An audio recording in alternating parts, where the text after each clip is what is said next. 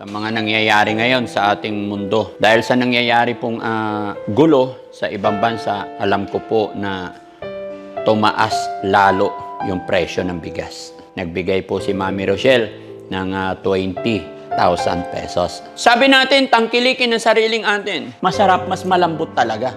Real talk po yan. Walang paparegistered na magaganap. Kami po'y mamimigay, kusa, walang hinihinging kapalit.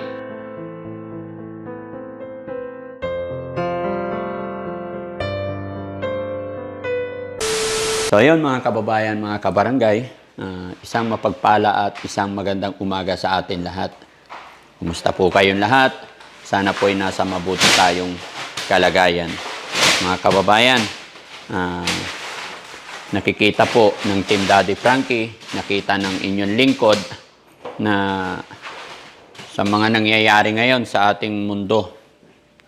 Dahil sa nangyayari pong gulo sa ibang bansa, alam ko po na tumaas lalo yung presyo ng bigas. Kaya ngayon, sabi ni Mami Rochelle, nagbigay po si Mami Rochelle ng 20,000 pesos. Sabi po ni Mami Rochelle, honey, bumili ka ng bigas dahil nga napag-usapan namin na mataas ang presyo ng bigas. So nahihirapan yung mga kababayan natin na bumili ng bigas. Kaya sa panahon na ito mga kababayan, nagpababa kami ng bigas kasama si Boss JB para mayroon tayong ipapamigay na bigas sa ating mga kababayan. Dahil kung nakaraan ang presyo ng bigas 800 to 900, ngayon na monitor namin sa market is 1,350. No? So masyadong mataas. Alam ko hirap para sa ating mga kababayan na bilhin yung ganon. Kaya kami ng team kasama si Mami Rochelle na namili ng bigas para ipamigay, no? Kaya ito, dito namin nilalagay, hindi pwede sa labas kasi napakainit. At madaling mawala yung quality ng bigas pag nasa labas, mga initan. Yun po yung sikreto ng mga rice dealer, mga kababayan. Yung bigas para mas mahaba yung life nila, kailangan nasa aircon. Kaya dito ko muna sa loob pansamantala ikakarga. Pero unti-unti rin naman ito maibibigay, no? Kaya mga kababayan, huwag niyo sanang kalimutan suportahan din si Mami Rochelle dahil isa rin po siya na tumutulong sa ating mga kababayan. Ito mga kababayan, maganda po yung bigas na pinarating natin. Okay? Boss JB, bakit hindi magkaparehas? Anong pagkakaiba nito? Bagong ani yan. Yung kulay pula. Ay, hindi. Ito magandang klase. Magandang klase po ito. Oo. Yung pula, tatlong klase. Asan ang pula dyan? Doon, parating pa. May pula. Okay. Pula, puti, bughaw? Okay.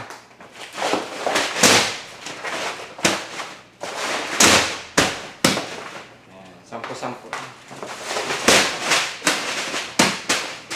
Once again mga kababayan, gusto ko lang magpasalamat kay Mami Rochelle na nakapag-isip din na bigas ang ipapamigay natin ngayon. Actually, tuloy-tuloy naman pamimigay ng bigas, lalong-lalo na sa ating mga lolo't lola. Pero si Mami Rochelle, nung nakita niya na mataas ang presyo ng bigas, sabi niya, mahihirapan ang mga kababayan natin. Di ba? Na bumili ng bigas. Kaya mas pangunahing ipamigay ngayon bigas. Di ba? Kasi pag ulam, madali lang eh. Madali lang gawa ng paraan. Yun. Mabango to, bagong ani, 163. 163? Ang tawag nila. Oo. Kapit tayo mga kababayan. Pero nakalagay nila yan sa ako, 160. 160. Karamihan talaga tawag 160. Tatak na sa tao yung 160. Tsaka bachelor, Jasmine. Mabango, oo. Yan ang tatak na sa tao. Ito naman yung aroma talaga. Mabango talaga yan. Oo. Pero alin ang paborito mo? Si Aroma o ano? Ha? Ito, siyempre, itong bigas natin.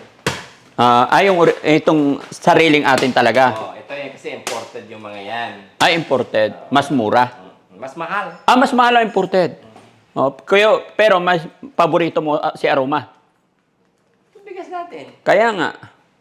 Ito, Aroma nga di ba mga kababayan? Kasi bawat isa sa atin, kahit sa akin talaga, gusto kong sinaing, pinapasaing, yung malambot. Kahit na wala po akong ulam, kahit simple lang yung ulam, basta yung sinaing is malambot, okay na sa akin.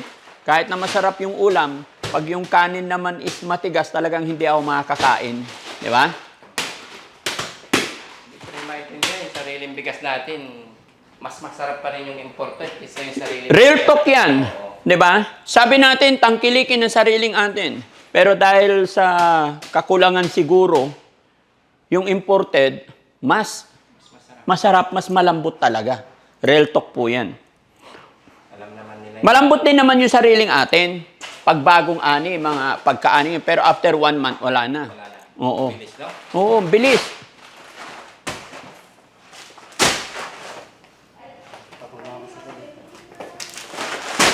Ayun, that's it. So ayan mga kababayan, abangan nyo po kami, no? Sa inyong lugar. Papaalala po ako yung lahat po ng pinapamigay ng Team Daddy Frankie, hindi po kami nagpapa-registered. Sa Team Daddy Frankie, walang registered, walang papa-registered na magaganap. Kami po'y mamimigay, kusa, walang hinihinging kapalit. Hintayin nyo po na kami darating sa inyong lugar, kung saan man kayo, mamimigay kami na walang hinihinging kapalit. Kaya kung ikaw kabayan, para mabilis ka naming ma-notify, i-share mo ang bidyong ito at mag-subscribe ka sa aking YouTube channel. Ganon din po kay Mami Rochelle, Aling Rochelle Vlog sa kanyang YouTube channel. Ganon din po yon sa kanyang Facebook page. Honey, halika. Andito na yung bigas na pinarating mo. Ayan. Di ba? Okay, so yan. Si Mami Rochelle, mga kababayan. Ayan. Hello po. No? Dahil nakita po niya na maraming mataas ang bilihin, mataas ang presyo ng bigas. Kaya pangunahing ipapamigay namin bigas ngayon. At syempre, papasalamat tayo unang-una sa ating Panginoong Diyos Ama dahil laging malakas ang ating pangangatawan. No? Sana tuloy-tuloy na laging ganito. At syempre, sa lahat ng mga viewers, lahat na nagsishare ng videos natin. Dahil alam niyo po mga kababayan, yung pinapamili din namin ng bigas, galing din po yan sa revenue. At hindi kami magkaka-revenue kung hindi sa mga viewers natin. Kaya yan po, mga kababayan, yung pinambili ng bigas na yan, revenue po ni Aling Rochelle na binigay niya sa akin. Di ba? Yes. So, thank you so much, honey. Yes. Kiss mo ko dito. Kiss mo ko. Bait. Siyempre para sa ating mga kababayan, Oo. mga kabarangay. No? Yun po, pagpasensyahan nyo na po yan, nakayanan ni Aling Rochelle. Pero buwan-buwan na po yan. Magbibigay na tayo kay Daddy Frankie para sa inyo po. Yun. Bakit bigas naisip mo, Han? Wala. Kasi para mas maraming nabigyan. Makinabang. Makinabang. Yes. Sa bagay, alam niyo mga kababayan, magbibigay ako ng 1,000 sa isang pamilya. Ibibili nila ng kung ano-ano. Pero kung magbigay kami ng isang sakong bigas sa isang pamilya, I think 10 days, mapapakinabangan. Hindi lang isa, dalawa. Buong pamilya ang makikinabang. Kaya kung mapapansin nyo, hindi talaga kami nawawala ng bigas. Kada biyahe namin, meron at meron sa sasakyan. Para pag nakakita kami ng nangangailangan talaga ng bigas, meron kaming maibibigay. Dahil nakikita natin mga kababayan, sa mga kababayan natin na nasa middle class, siguro middle class nakakabili talaga, sako-sako. Pero yung mga iba pa, no, mas mababa pa, bili sila 3 kilo, 5 kilo. Kinabukasan, bili ulit sila ng 5 kilo. So nakakaawa, di ba? Napakahirap kaya ng ganun. At the same time, yung nabibili nila, mas malaki pa ang tubo doon. Siyempre, mga negosyante, papatungan at papatungan din. Di ba? So, minsan-minsan, makapagbigay tayo kahit isang sakong bigas, talagang malaking bagay yun sa kanila. Malaking kaluwagan. The same time, maganda rin yung maisasaing nila. Dahil binibili talaga namin na bigas. Yung yung maganda talagang quality. Dahil taga-pili ng bigas naman natin, quality control, taga-check ng bigas natin, si Boss JB. Boss JB, halika rito. Siya po yung expert sa bigas, mga kababayan, dahil yan po yung business namin sa Makati before. Until now naman, may mga sinusupplyan para kaming bigas. Kaya thank you kay Boss JB. No? Kaya mga kababayan, mga kabarangay, support nyo ang aking paboritong asawa, tapos ang aking bunsong kapatid, Boss JB and Aling Rochelle. Maraming salamat. God bless po and bye-bye.